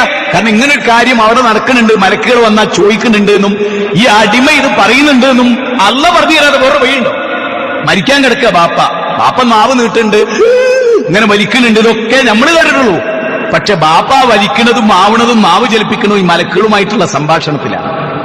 ആ സംഭാഷണം ഉണ്ടെന്ന് അള്ള പറഞ്ഞാൽ നിങ്ങൾ എന്ത് മന്ദബുദ്ധിന്നോ 6-ാം നൂറ്റാണ്ടുകാരെന്നോ താലിബാനോ പണയാൻ നെറ്റിമലൊട്ടിക്കുക, താലിബാൻ എന്നാലും കുഴപ്പമൊന്നുമില്ല. നിങ്ങൾ താലിബാൻ എഴുതിയ താലിബാൻ ആകെങ്കിൽ ഇവിടെ ആരാ എന്താ ആകാത്തത്? ആളുകളുടെ മനോഘടന അനുസരിച്ചല്ലല്ലോ നമ്മളാകേണ്ടത്. നമ്മുടെ ആശയം കൊണ്ട് നമ്മളാകാം. അതുകൊണ്ടാണ് ചോദിക്കുന്നത്, അല്ല എന്നിട്ട് എന്താ അള്ള പറയണറിയോ? അങ്ങനെ ശിർക്കിലായി മരിച്ചവര് അവിടെ ഉപയോഗിച്ച പദം തന്നെ എന്താ? ലാലിമിയം പുസവും. ആലിമിയം പുസവും എന്നല്ല, ലാലിമായിരുന്നു മോനെ, ശിർക്കിന് കൂട്ടുന്നോനെ. അതുകൊണ്ട് അവിടെ മലക്കുകളുടെ ചോദ്യത്തിന് പരിഭാഷ കൊടുത്തപ്പോ, മഹാപണ്ഡിതന്മാർ കൊടുത്ത പദം കണ്ടപ്പോ എനിക്ക് വല്ലാത്തൊരു സന്തോഷം തോന്നി. അതെന്താ അറിയോ? ഞാൻ ആ ഭാഗം ഒന്ന് വായിച്ചു കേൾപ്പിച്ചുതരാം. അവിശ്വാസികളുടെ ഇടയിൽ തന്നെ ജീവിച്ചുകൊണ്ട് സ്വന്തത്തോട് അന്യായം ചെയ്തവരെ മരിപ്പിക്കുമ്പോൾ മലക്കുകൾ അവരോട് ചോദിക്കും, നിങ്ങൾ എന്തൊരു നിലപാടിലായിരുന്നു? നിങ്ങൾക്ക് എന്ത് നിലപാടുണ്ടായിരുന്നു ആ വിഷയത്തിൽ? നിങ്ങൾക്ക് നിലപാടുണ്ടായിരുന്നോ? കൂടെ കൂടികളാകല്ലാതെ നാട്ടുകാരെ കൈയിടാൻ കിട്ടാൻ. ഇവിടെ മലക്കുകളുടെ ചോദ്യം, നിങ്ങൾ എന്തൊരു നിലപാടിലായിരുന്നു? സാരല്ലേ, ഇവിടെ ജനിച്ചു ഇവിടെ വളർന്നല്ലേ, കല്യാണം അപ്പുറത്തുണ്ട്, സുരേന്ദ്രൻ അപ്പുറത്തുണ്ട്, ഭാസ്കരൻ ഇവിടെ ഉണ്ട്, സംഗതി സംഖ്യയാണ് ഒക്കെ ആണെങ്കിലും ഒരു വർഷത്തിൽ എന്തെങ്കിലും ഒരു ഉത്സവം വരുമ്പല്ലേ നമ്മൾ അതിലുള്ളത് എന്നൊക്കെ നമ്മൾ ചിന്തിക്കണേ. പക്ഷെ മലക്കുകൾ വിടൂല എന്നാ പറയുന്നത്. അതുകൊണ്ട് ഈ ആയത്ത് കണ്ട ഞാൻ സന്ദർഭത്തിന് നിങ്ങളോട് പറഞ്ഞിട്ടില്ലെങ്കിൽ ഈ മിമ്പറിന്റെ പവിത്രത കളഞ്ഞു കുളിച്ച ഖത്തീബാവും ഞാൻ തയ്യാറല്ല. അതുകൊണ്ടാണ് നിങ്ങളോട് ഈ ആയത്ത് പറയുന്നത്. ഇതിന് അടുത്ത വാചകം എന്താ പറയുന്നത്? നിങ്ങൾക്ക് സ്വദേശം വിട്ട്, ഇതിൽ 2 പോയിന്റാ ഉള്ളത്. നാട് വിട്ടു പോകുക എന്നുള്ള വിഷയമല്ല, മതം വിടുക എന്നുള്ള വിഷയമാണ്. നാട് കടത്തപ്പെട്ടു വിഷയമല്ല, മതത്തിൽ നിന്ന് പുറത്താക്കപ്പെട്ടത് വിഷയ. മതത്തിൽ നിന്ന് പുറത്തു പോകുന്നത് ഗൗരവമായിട്ട് കാണണം. നാട്ടിൽ നിന്ന് പുറത്തു പോകുന്നത് ഗൗരവമായിട്ടേ പ്രവാചകന്മാർ കണ്ടിട്ടില്ല. കാരണം ഒരു നബിയും ജനിച്ച നാട്ടിൽ മരിച്ചിട്ടില്ല. അതാണ് മനസ്സിലായിക്കൂടെ. നൂഹ് നബിയാണ് ഒന്നാമത്തെ ആൾ. നാട് വിട്ടുപോയതാ തൗഹീദിന് വേണ്ടി. മകൻ നാട് വിട്ടല്ല, മകൻ ദീന് വിട്ടതാ. ദീന് വിട്ട മകനോട് ജനിച്ച നാട്ടിൽ നിന്ന് നൂഹ് നബി പറയുന്നെന്താ? മോനെ, ബാപ്പാന്റെ കൂടെ നാട് വിട്ടുപോരി മോനെ. കാരണം എന്താ? മോനെ, നീ ദീന് വിട്ടവനാ. ദീന് വിട്ടാ തരക, 2 ലോകം നിനക്ക് പോക. ഇഹലോകത്തും ശിക്ഷയാണ്, പരലോകത്തും ശിക്ഷയാണ് മോനെ. അതുകൊണ്ട് നീ വിട്ടത് മതമാണ്, ബാപ്പാന്റെ പാരമ്പര്യമാണ്, പ്രപഞ്ചത്തിന്റെ ആദർശമാണ്. ആ ആദർശം വിട്ടോടുകൂടെ മോനെ നാടുണ്ടായിട്ടും കാര്യമില്ല, നാട്ടിൽ മരിച്ചിട്ടും കാര്യമില്ല. ബാപ്പാനെ നോക്കു മോനെ, ആദർശമനുസരിച്ച് നാട് വിടുകയാണ്. കാരണം ആദർശം അനുസരിച്ച് നാട്ടിൽ ജീവിക്കാൻ പറ്റാണ്ടായി മോനെ. അതുകൊണ്ട് ബാപ്പ പോവുകയാണ്. മോനെ, നീ വിട്ട ദീനിൽ നിന്ന് ദീനിലേക്ക് തിരിച്ചു വന്നോ. ബാപ്പാന്റെ ഫിർഖത്തുന്നാജിയ എന്ന കപ്പലിൽ കയറിക്കോ. അതുകൊണ്ടാണ് ലോകത്ത് ഫിർഖത്തുന്നാജിയ എന്നുള്ള പേര് തന്നെ ലോകം ഉപയോഗിച്ചു. ഫിർഖത്തുന്നാജിയ നൂഹ് നബിന്റെ കപ്പലാ. അഹ്ലുസുന്നത്തി വൽ ജമാഅ പറയുന്ന കാര്യമാണ് ഞാൻ ഈ പറയുന്നത്. ആ കപ്പലിൽ കയറാൻ ആവശ്യപ്പെട്ടു. മോനെ, ജനിച്ച നാട് നമ്മൾ വിടുകയാണ്, പക്ഷേ ബാപ്പാന്റെ കയ്യിൽ ഒരു ആദർശമുണ്ട്. മോനെ, നിന്റെ കയ്യിൽ ഒരു ആദർശമല്ല, നീ ആദർശം വിട്ടവനാ. ഞാൻ ആദർശത്തിന് വേണ്ടി നാട് വിടുകയാണ്. ഭയങ്കര പോയിന്റ് ആട്ടോ. ഞാൻ 10 ദിവസം ചെയ്തിട്ട് എനിക്ക് ഒടുക്കല്ല. നാട് വിടുക എന്നുള്ളതല്ല ഒരു വിശ്വാസം. കാരണം മരണത്തിന് ശേഷമുള്ള ഒരു ജീവിത, യഥാർത്ഥ ജീവിതം. അവിടെ രക്ഷപ്പെടുന്ന നാട്ടിൽ തന്നെയായിരുന്നോ ജീവിച്ചതെന്ന് അല്ല ചോദിക്കൂല. ഇവിടെ ആവുമ്പോൾ നമ്മൾ നാട്, ID കാർഡ് ഉണ്ടോ, ആധാർ കാർഡ് ഉണ്ടോ നോക്കുന്നത് നാട്ടുകാരനാണോ എന്ന് അറിയാനാ. പരലോകത്തല്ല ആധാർ കാർഡ് ഉണ്ടോ, ID കാർഡ് ഉണ്ടോ അലക്ക. അല്ലൊരു പത്താക്ക കാണിച്ചു തരും. ആ പത്താക്കയിൽ ലാ ഇലാഹ ഇല്ലല്ലാഹ് ഉണ്ട്. ആ ലാ ഇലാഹ ഇല്ലല്ലാഹയുടെ പത്താക്കയുള്ളവൻ അവിടെ രക്ഷപ്പെടും. അവിടെ അതാ കാർഡ്. കാർഡ് തന്നെയാ റസൂൽ പറഞ്ഞേ. ഇതേപോലെ ID കാർഡ് മുത്തുനബി ഉപയോഗിച്ച പതാ. അങ്ങനെ ID കാർഡ് അവിടെ ഉണ്ട്. ആ കാർഡ് ലാ ഇലാഹ ഇല്ലല്ലാഹ് എഴുതിയ കാർഡായിരിക്കും. അല്ലാണ്ട് എന്റെ ബാപ്പ എവിടെ ജനിച്ചതെന്നോ ഏത് പഞ്ചായത്തിലാണെന്നോ അള്ള ചോദിക്കൂല. മനസ്സിലാവുണ്ടോ? മനസ്സിലായിട്ടില്ലെങ്കിൽ എന്നെ പിടിച്ചു വെച്ച് ചോദിക്കണം. എന്നെ പിടിച്ച് കള്ളക്കാക്ക നിങ്ങൾ പറഞ്ഞു, എനിക്ക് തൃപ്തിയായിട്ടില്ലെന്ന് പറഞ്ഞു. എനിക്ക് വിരോധമില്ല. എന്നെ അങ്ങനെ പിടിച്ചേക്കണമെന്ന് ആഗ്രഹിച്ച ഒരാളാ. പിടിച്ചുവെച്ചാൽ മാത്രം ഒരു വെട്ടി കൊല്ലുമോ. അതിനൊരു ഷഹീദിന്റെ കൂലിയും കിട്ടും. ന്യായം സത്യമായി പറയാൻ ആളുകളുടെ എണ്ണം കുറഞ്ഞുകൊണ്ടേയിരിക്കും. അടുത്തതെന്നറിയോ? അത് അതിശയത്തോടുകൂടി കാണേണ്ടതാ. അല്ലാഹു സുബ്ഹാനഹു വ തആല 39-ാം അധ്യായം 10-ാമത്തെ വചനത്തിൽ ചോദിക്കണം എന്തറിയോ? അടുത്ത വാചകമാണേ. അതായത് പഠിച്ചതവൻ കുലിയ ഇബാദിയല്ലദീന ആമനു തഖൂ റബ്ബക്കും. അല്ലാഹു സുബ്ഹാനഹു വ തആല പറയുന്നത്, വിശ്വസിച്ചവരായ എന്റെ ദാസന്മാരെ നിങ്ങൾ അല്ലാഹുവിനെ സൂക്ഷിക്കുക. സൂക്ഷിക്കേണ്ട പോലെ നിങ്ങൾ സൂക്ഷിക്കുക. ഐഹിക ജീവിതത്തിൽ നന്മയാണ് നിങ്ങൾ പ്രവർത്തിക്കേണ്ടത്. എന്നിട്ട് അടുത്ത വാചകം എന്തറിയോ? അള്ളാന്റെ ഭൂമി വിശാലമാണ്. ഓർമ്മപ്പെടുത്തുക. കാരണം നന്മ പ്രവർത്തിക്കാൻ നിങ്ങൾ നിൽക്കുന്ന നാട് അനുയോജ്യം അല്ലെങ്കിൽ, നിങ്ങൾക്ക് നല്ലതിന് വേണ്ടി മാത്രം നിലകൊള്ളാൻ പറ്റിയ ഒരു സിറ്റുവേഷൻ നിങ്ങളെ സ്കൂളില്ലെങ്കിൽ ആ സ്കൂൾ വിട്ടിട്ട് വേറൊരു സ്കൂൾ പോവുക. ആദർശം വിടുകയല്ല വേണ്ടത്. ഏത് എനിക്ക് ഈ സ്കൂൾ എന്നെ മതി, വീട്ടിന്റെ അടുത്ത് 10 മിനിറ്റ് നടന്നാ മതി, ആദർശം വിട്ടാലും കുഴപ്പമില്ല. ആദർശം വിട്ടാ കുഞ്ഞുമോനെ ദുനിയാവും ഉണ്ടാവില്ല ആഖിറും. സ്കൂൾ വിട്ടാൽ ദുനിയാവും ഉണ്ടാവും ആഖിറും ഉണ്ടാവും. കാരണം വേറെ സ്കൂളുണ്ട്. ദീന് വിട്ടാൽ മരിച്ചതിന് ശേഷം പിന്നെ അവിടെ പോയിട്ടൊരു ദീൻ ഉണ്ടാക്കാൻ കഴിയില്ല. ഇവിടുത്തെ സ്കൂൾ വിട്ടാൽ അപ്പുറത്തെ സ്കൂളുണ്ട്. ഇവിടുത്തെ സ്കൂൾ സ്ഥാനം അങ്ങ് തെറിച്ചാൽ അപ്പുറത്തെ സ്കൂൾ പോയി കയറാം. പക്ഷെ മരിച്ചിട്ട് കബറിലാട്ടെത്തിയാൽ പിന്നെ സ്വർഗത്തിന് വേണ്ടി പണിയെടുക്കാൻ ഒരു റിട്ടേൺ ഇല്ല. പോയിന്റ് മനസ്സിലായി? ഇത് മാത്രം അന്നത്തെ എന്റെ പോയിന്റ്. മതം വിടുമ്പോ സൂക്ഷിച്ചോളി എന്നുള്ളത് മാത്രം അന്നത്തെ പോയിന്റ്. പാർട്ടിനെ മുറുക്കി പിടിക്കുമ്പോൾ നഷ്ടപ്പെടുന്നത് മത. പാർട്ടിനെ 16 മൈൽ അപ്പുറത്തേക്ക് പുറങ്കാലോട് ചവിട്ടി അവിടെ മാറ്റുമ്പോ വിശ്വാസം രക്ഷപ്പെടും. കേരളത്തിൽ ഞാൻ വിചാരിച്ചിരുന്നത് കേരളത്തിലെ മനുഷ്യന്മാർക്ക് ബുദ്ധിയും കഥയുണ്ട്. എനിക്ക് വിശ്വാസമല്ലോ. എനിക്ക് നഷ്ടപ്പെട്ടൊരു 10 അല്ലേ, അതെനിക്ക് നഷ്ടപ്പെട്ടൊരു 10 അല്ലേ. എന്തുകൊണ്ടാണ് നിങ്ങൾക്ക് നഷ്ടപ്പെട്ടെന്ന് എന്നോട് സ്വകാര്യം ചോദിക്കുക. അല്ലെങ്കിൽ നിങ്ങൾക്ക് വിവാദം ഉണ്ടായെന്ന് പറയാൻ, പക്ഷെ ഞാൻ എന്റെ നാവുകൊണ്ട് പറയണ്ടേ അവിടെ കട്ടെ. അപ്പൊ അല്ലാഹു സുബ്ഹാനഹു വ തആല പറയുന്നറിയോ? ഇതിൽ ഒരു പോയിന്റ് കൂടെ ശ്രദ്ധിച്ചോ. ഭൂമി വിശാലമാണെന്നുള്ള ബോധ്യം നമുക്ക് വേണം. ജനിച്ച മക്കത്തല്ലേ, മക്ക വിട്ടു പോകുമ്പോൾ റസൂൽ കരഞ്ഞിട്ടില്ലേ? പിന്നെ ജീവിച്ച മദീനത്തല്ലേ, മരിച്ചതും അവിടെയല്ലേ, ഖബറും അവിടെയല്ലേ. ആണ്. അബ്രോൾ നഗരത്തിലല്ലേ ഇബ്രാഹിം നബിന്റെ ഖബർ? മൂസാ നബി ചെങ്കടൽ കടന്നു പോയ ആളല്ലേ? ആരാ നാട് വിടാത്ത? പക്ഷെ ദീന് വിട്ടില്ല. നമ്മളോ ദീന് വിട്ടാലും വണ്ടിയിലും നാട് വിടൂല. ഇനി അള്ളാന്റെ ഖുർആന്റെ അടുത്ത വചനം, ഇതൊക്കെ അള്ളാന്റെ ഖുർആൻ ഞാൻ പറയുന്നത് നിങ്ങൾ ശ്രദ്ധിച്ചോളൂ. 31-ാം അധ്യായത്തിൽ അള്ള പറയണത്, അള്ള പറയുന്നത് ഏത് ഭൂമിയിൽ വെച്ചാൽ നിങ്ങൾ മരിക്കാന്നറിയില്ല, നാളെ എന്താ സംഭവിക്കുക നിങ്ങൾക്കറിയില്ല. എന്നിട്ട് അള്ള ഉറപ്പിച്ച് 3 സ്ഥലത്ത് പറയണെന്നറിയോ? വലാ തമൂതുന്ന ഇല്ലാ വഅൻതും മുസ്ലിമൂൻ.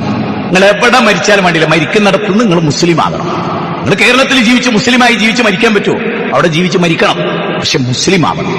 നിങ്ങൾ കാസർഗോഡേ മരിച്ച് സാരല്ല, നിങ്ങൾ എവിടെ മരിക്കുന്നത് എന്റെ വിഷയമല്ല, നിങ്ങൾ എങ്ങനെ മരിക്കുന്നു അതെനിക്ക് വിഷയമാണ്. അതുകൊണ്ടാണ് ഇബ്രാഹിം നബി മക്കളെ വിളിച്ചിട്ട് പറഞ്ഞ്, മക്കളെ നിങ്ങൾ എവിടെയായാലും, നിങ്ങൾ എവിടെ പോയാലും ഫലാ തമൂതുന്ന ഇല്ലാ വഅൻതും മുസ്ലിമൂൻ.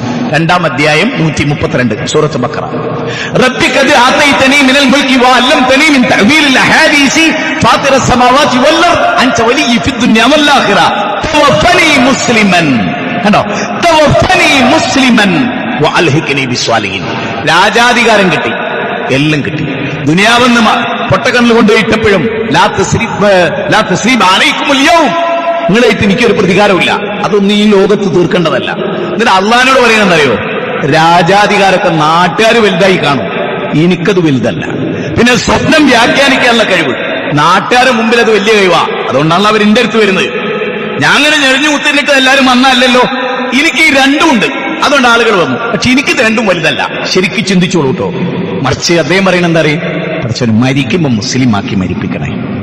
സാലിഹ്യങ്ങളുടെ ഇതാണ് ജീവിത ലക്ഷ്യം. അതുകൊണ്ട് നമ്മളിവിടെ ഒരു സൂംബയായാലും എന്ത് വിഷയം വരുമ്പോൾ നമ്മളതിനെ വിലയിരുത്തുന്നത് ഈ മാനദണ്ഡത്തിലാണ്. അതുകൊണ്ടാണ് നമ്മൾ പ്രതിക്കൂട്ടിൽ നിർത്തപ്പെടുന്നത്. ഈ മാനദണ്ഡം ഇവിടുത്തെ ജനൻ ടി വിക്ക് ഉണ്ടാവില്ല, റിപ്പോർട്ടർ ചാനലൊക്കെ ഉണ്ടാവില്ല, ഇവിടുത്തെ ബാക്കിയുള്ള മീഡിയ വണ്ടി ചിലപ്പോൾ ഉണ്ടായിക്കൊള്ളുന്നില്ല, അല്ലെ വേറൊരുക്ക് ഉണ്ടായിക്കൊള്ളുന്നില്ല. അവിടെ കുത്തിരിക്കുന്ന എല്ലാവർക്കും അത് ഉണ്ടാകണം നമ്മൾ വിചാരിച്ചിട്ട് കാര്യമില്ല, നമുക്ക് ആഗ്രഹിക്കുക. പക്ഷെ നമ്മുടെ സ്ഥിതി അതല്ലല്ലോ. ഈ വിശ്വാസമുള്ള നമുക്ക് എവിടെയാണെങ്കിലും 3-ാം അധ്യായം 102-ാമത്തെ വചനം, മുസ്ലിങ്ങളായി കൊണ്ടല്ലാതെ നിങ്ങൾ മരിക്കരുത്. അപ്പൊ നമ്മുടെ അവസ്ഥ എന്താണ്? ഇബ്രാഹിം നബിയോട് അള്ള പറയാണ്, ഓ ഇബ്രാഹിം മുസ്ലിമായി മരിക്കൂ. ഇബ്രാഹിം നബി പറഞ്ഞു, റബ്ബേ നിനക്ക് പൂർണ്ണമായിട്ട് കീയൊതുങ്ങിയതിന്റെ പേരിൽ നാട് വിടേണ്ടി വന്നാൽ എനിക്കത് പ്രശ്നമല്ല, കുടുംബത്തെ ഉപേക്ഷിക്കേണ്ടതാ എനിക്കത് പ്രശ്നമല്ല, ബാപ്പാൻ ഉപേക്ഷിക്കേണ്ടെന്ന എനിക്കത് പ്രശ്നമല്ല. കാരണം നിന്റെ സന്നിധിയിൽ എന്റെ ജീവിതത്തെ ബോധ്യപ്പെടുത്തേണ്ടതുണ്ട്. സൂറത്ത് ബഖറ 2-ാം അധ്യായം 131, 132. ഇത്രയാണ് ഞാൻ ഇന്നത്തെ ഖുതുബയുടെ കണ്ടന്റ് ആയിട്ട് നിങ്ങളുടെ മുമ്പിൽ വെക്കുന്നത്. ഒന്ന് മുസ്ലിം ആയിട്ട് മരിക്കുക എന്നുള്ളതാണ് ലക്ഷ്യം. ഏത് നാട്ടിൽ മരിക്കുക എന്നുള്ളതല്ല, ഏത് പാർട്ടിയിൽ മരിക്കുക എന്നുള്ളതല്ല, മറിച്ച് ഇസ്ലാമിന്റെ മുഴുവൻ നന്മകളും കാത്തു സൂക്ഷിച്ചുകൊണ്ട് ജീവിച്ച് അത് നിലപാടായി തുറന്നു പറഞ്ഞ് ഞങ്ങൾ നിങ്ങളോടൊപ്പം ഇല്ലെന്നും ഞങ്ങൾക്ക് ഇന്നൊരാശയമാണുള്ളതെന്നും നിങ്ങൾക്കത് നമ്മൾ ആരെങ്കിലും പറ. ഇതിലും വലിയ അത്ഭുതമല്ലേ ഈ ആയത്തിൽ? നിങ്ങൾ ശ്രദ്ധിച്ചോ, നിങ്ങളുമായി തൗഹീദിന്റെ പേരിൽ ഞങ്ങൾക്ക് ഭിന്നതയുണ്ട്, അതുകൊണ്ട് നിങ്ങളെ കഴുത്തറക്കുന്നാണോ ഇബ്രാഹിം നബി പറഞ്ഞ്? അതിൽ മാതൃക ഉണ്ടെന്നാണോ പറഞ്ഞ്? മനസ്സിലായോ?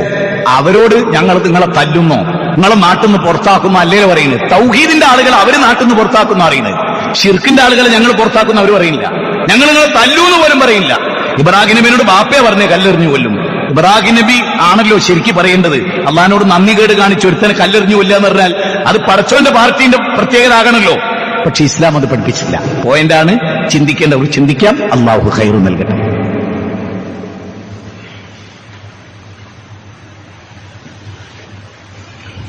അൽഹംദുലില്ലാഹി റബ്ബിൽ ആലമീൻ വസ്സലാത്തു വസ്സലാം അലാ റസൂലിഹിൽ അമീൻ വഅലാ ആലിഹി വസ്സഹ്ബിഹി അജ്മഈൻ.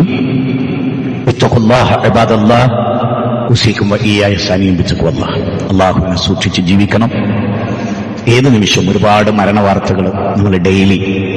ഇപ്പൊ എന്റെയൊക്കെ വീട്ടിൽ എന്നും ഹോസ്പിറ്റലും രോഗവും കുടുംബത്തിലും എല്ലാ ഭാഗത്തും രോഗങ്ങളാണ്. ഷുഗർ ഉണ്ടാക്കുന്ന, അറ്റാക്ക് ഉണ്ടാക്കുന്ന, സ്ട്രോക്ക് ഉണ്ടാക്കുന്ന 4 ഹോസ്പിറ്റലിലായിട്ടാണ് എന്റെ കുടുംബക്കാരൊക്കെ. എന്നാൽ എന്റെ ഒരു കുടുംബക്കാരൻ സർജറി നടന്നുകൊണ്ടിരിക്കുമ്പോൾ മരിച്ചു. ഭയങ്കരമായ സൗന്ദര്യവും ഭയങ്കര ജനസേവകനൊക്കെ ആയിട്ടുള്ളൊരു മനുഷ്യൻ. അവർക്കൊക്കെ വേണ്ടി നിങ്ങൾ ഞങ്ങളോടൊപ്പം അവർക്കും പൊറുക്കലിന് വേണ്ടി നിങ്ങൾ ദുആ ചെയ്യുക. കുറേ മനുഷ്യന്മാർ നമ്മുടെയൊക്കെ കുടുംബത്തിൽ രോഗികളായി. ഞാൻ പറഞ്ഞു വന്നതിന്റെ തുകത്തിലുള്ള നിങ്ങളോടൊക്കെ എനിക്ക് ബാധ്യതയുണ്ട്. എന്റെ ബാധ്യത നിങ്ങൾക്ക് ഹക്ക് പറഞ്ഞു തരിക എന്നുള്ളതാണ്. നിങ്ങൾക്ക് എല്ലാവർക്കും ഇഷ്ടപ്പെടില്ലേ? അത് എന്നോട് നോക്കാൻ അള്ള പറയാത്തതുകൊണ്ട്. കാരണം ആയുസ് എപ്പോഴാണ് നമുക്കറിയില്ല. ഈ ഖുത്ബ കഴിഞ്ഞ് പോകുമ്പോൾ എനിക്ക് മരണം സംഭവിക്കാലോ. പക്ഷെ നിങ്ങളിത് ഓർക്കണം, നമ്മൾക്ക് മുസ്ലിങ്ങളായിട്ട് മരിക്കണം. അത് ഇവരോട് ആരോടുള്ള വിരോധമല്ല. നമ്മൾ സൂമ്പ കളിക്കില്ല എന്ന് പറയുന്നുണ്ടെങ്കിൽ പരലോകത്ത് പടച്ചോൻ പിടിച്ചു സൂക്ഷിക്കുന്നുള്ളത് കൊണ്ടാണ്. ഡാൻസ് കളിക്കുക, ടൈറ്റ് ഡ്രസ് ഇടുക, ആണിനും പാടില്ലാത്തതാണ്. ടൈറ്റ് ജീൻസ് ഇടുക ആണിന് പാടില്ല. പിന്നെ പെണ്ണിന് ആണിനെ പാടില്ല. ഒരാളുടെ കാലിൽ ഒരാളുടെ ബാക്ക് ഭാഗം പ്രൊജക്ട് ചെയ്തിരുന്ന ഇൻസൈഡ് പോലും പാടുണ്ടോ എന്നുള്ളിടത്ത് സെൽഫികൾ ചർച്ച ചെയ്തിട്ടുണ്ട്. അത്ര വരെ ഞാൻ വിവാദമാക്കില്ല. ഞാൻ പറയുന്നത് ഇസ്ലാമിന് ആണായാലും പെണ്ണായാലും വേഷത്തിന് കൃത്യത. ടൈറ്റ് ജീൻസ്, അതുപോലെ നമ്മളിപ്പോ കാണുന്ന പെൺകുട്ടികളൊക്കെ ഇടുന്ന ഡ്രസ്സുകളുണ്ടല്ലോ, അതിന്റെ പേരൊന്നുമല്ല എനിക്കറിയില്ല, ഞാൻ അത്ര മോഡേൺ അല്ല. പക്ഷേ അത് ആണിനും പറ്റില്ല. ആണിന്റെ ശരീരത്തിൽ ഇറങ്ങിയ ഡ്രസ്സ് പാടില്ല എന്ന് പഠിപ്പിച്ച മതാണിത്. അപ്പൊ അതുകൊണ്ട് നിങ്ങൾക്ക് എന്താ ടൈറ്റ് ഇട്ടാൽ ഞങ്ങൾക്ക് പാടില്ല, ഞങ്ങളുടെ നബി പാടില്ല. ഞങ്ങൾ മുസ്ലിങ്ങളെ ഞങ്ങളിവിടെ ജീവിച്ചോട്ടെ, ഞങ്ങളുടെ ഭരണഘടന ഞങ്ങൾക്ക് ഇസ്ലാമായി ജീവിക്കാൻ ആർട്ടിക്കിൾ 25 അവകാശം നൽകി. ദയവ് ചെയ്ത് ഉപദ്രവിക്കരുത്, എങ്കിലേ പരലോകത്ത് രക്ഷപ്പെടും. എല്ലാത്തിനും തർക്കിക്കാൻ പോയാൽ ആ തർക്കം മാത്രം മതി നമ്മളെ നശിപ്പിക്കാൻ. എല്ലാത്തിലും തർക്കിക്കണ്ട. പിന്നെ മിമ്പറിന്റെ ചൂട്ടിൽ നിങ്ങൾ നിർബന്ധമായി ഞാൻ പറയുന്ന അപ്പം നിങ്ങൾ മറുപടി പറയില്ല എന്ന് എനിക്ക് ഉറപ്പുള്ളതുകൊണ്ടല്ലേ ഇപ്പൊ ഞാൻ ഇതൊക്കെ പറയുന്നത്. നിങ്ങൾ അപ്പം മറുപടി പറയുമെങ്കിൽ ഇതിങ്ങനെ നിന്നുപോകുമല്ലോ. നിങ്ങൾക്ക് മറുപടി പറയട്ടെ ജുമയ്ക്കേശം. അൽഹംദുലില്ലാ, ഞാൻ എനിക്ക് വലിയ ഇഷ്ടമുള്ള ആളാണ്. അതുകൊണ്ട് എനിക്ക് തന്നെ ഒരു പേടിയും ബേജാറും. ഈ ഉമ്മത്ത് എവിടെ എത്തി, ഇതെങ്ങനെ അവസാനിക്കും പറയുന്നത്. അതുകൊണ്ട് ദയവ് ചെയ്ത് അള്ളാനോർക്കാം, നമ്മളൊരു മുസ്ലിമാന്ന് നോക്കാം, നമുക്ക് നിലപാടുണ്ടോ നോക്കാം. എല്ലാവർക്കും പറ്റുന്നത് നമുക്ക് പറ്റില്ല. അദ്ദുനിയ സിജുനുൽ മുഅ്മിൻ വജന്നത്തുൽ കാഫിർ. സത്യനിഷേധിക്ക് സ്വർഗം പോലെയാണ് ദുനിയാവ്, നമുക്ക് ജയിൽ പോലെയാണ്. അങ്ങനെ ജയിലിനൊരു ബൗണ്ടറി ഉണ്ട്, ആ ബൗണ്ടറി ഉണ്ട് നമുക്ക്. നിലപാടിന്റെ ഒരു ബൗണ്ടറി ഉണ്ട് നമുക്ക്, ആ ബൗണ്ടറി നമ്മൾ ലംഘിക്കുന്നു. പടച്ചോ നമ്മളെ ഖൈർ നൽകട്ടെ. നമ്മുടെ പള്ളിയുടെ പരിപാലനവുമായി ബന്ധപ്പെട്ട് മനസ്സ് തട്ടി എന്നും പറഞ്ഞ് മുഷിപ്പിക്കുന്നല്ല. ആഴ്ചയിലെ 7 ദിവസം ആവർത്തിച്ചു വരുമ്പോൾ ഒരു ദിവസം ഒരു മാസത്തിൽ 4 തവണയല്ലേ നമ്മളിത് കേൾക്കുന്നുള്ളൂ. പള്ളിക്ക് കൊടുക്കണേ. ഒരു മാസത്തിൽ 4 വെള്ളിയാഴ്ചയല്ലേ നമ്മളിത് കേൾക്കുന്നുള്ളൂ. മാക്സിമം വന്നാൽ പള്ളിക്ക് കൊടുക്കണേ, അതേ ഉണ്ടാവുള്ളൂ. ഒരു സന്തോഷം അതൊക്കെ ആയിരിക്കും. ഒരു മസ്ജിദിന്റെ കാര്യമൊക്കെ നോക്കി നടക്കുന്ന ഒരാൾ മരിക്കുമ്പോൾ പറയൂ ആ പള്ളിന്റെ എല്ലാമായിരുന്നു പോരെ. കള്ളിഷാപ്പിൽ നോക്കിയ ഒരാൾ നല്ലല്ലോ പറയണം. അള്ളാഹുവിന്റെ മസ്ജിദ് നോക്കിയ നല്ലൊരു മനുഷ്യനായിരുന്നു. അയാൾ കൊണ്ടായിരുന്നു ആ മദ്രസ തുടർന്നുപോയത്. 5-6 കുടുംബമൊക്കെ പോറ്റിയിരുന്നത് ആ സാധുവായ മനുഷ്യനായിരുന്നു. അതിനാ വരുന്നത്. അല്ലാതെ വെറുതെ സോഷ്യൽ മീഡിയ കയറുന്ന എന്തൊക്കെയോ പറഞ്ഞ് കുറെ ചിരിച്ച്, കുറെ പരിഹസിച്ച്, കുറെ അപഹസിച്ച് എനിക്ക് തന്നെ തോന്നുകയാണ് നമ്മൾ തന്നെ, നമ്മുടെ പണ്ഡിതന്മാര് തന്നെ അതിര് വിട്ടുപോകുന്നുണ്ടോ എന്നുള്ളിടത്താണ് ഞാനുള്ളത്. എങ്ങനെ ആവശ്യമില്ലാത്ത തരത്തിൽ ഇടപെടണ്ടാന്നേ. എല്ലാത്തിനും ഞാൻ അഭിപ്രായം പറഞ്ഞാൽ അഭിപ്രായം ഒന്നും ഉണ്ടാകും. ഇവിടെ എല്ലാവരും പറയുന്നതാണ്. അതുകൊണ്ട് ദയവ് ചെയ്ത് സമയം, വിലപ്പെട്ട സമയം, 2 ഖുർആനായത്ത് ഓതി പഠിച്ചോളി, ഒരു ദിക്ർ പഠിച്ചോളൂ, ഒരു പാവപ്പെട്ട ഒരാൾക്ക് എന്തെങ്കിലും ഒരു നല്ല കാര്യം ഫോർവേഡ് ചെയ്ത് കൊടുത്തോളൂ, ഒരു പാവപ്പെട്ടവന്റെ